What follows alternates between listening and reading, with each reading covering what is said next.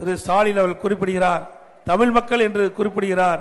அப்படி தமிழ் மக்கள் 41 பேர், பெண்கள் குழந்தைகள் உட்பட 41 பேர் இறந்ததற்கு காரணம் யாரு? யாருங்க? இது மக்கள் சொல்லுகின்ற குரல். திரு ஸ்டாலின் அவர்களே, மக்கள் கொடுக்கின்ற குரல். இன்றைக்கு ஆளுங்கட்சிக்கு ஒரு நீதி, எதிர்கட்சிக்கு ஒரு நீதி. சரியா? இன்றைக்கு ஒரு அரசாங்கம் தான் நாட்டு மக்களை காக்கக்கூடிய பொறுப்பு இருப்பது அரசாங்கம்.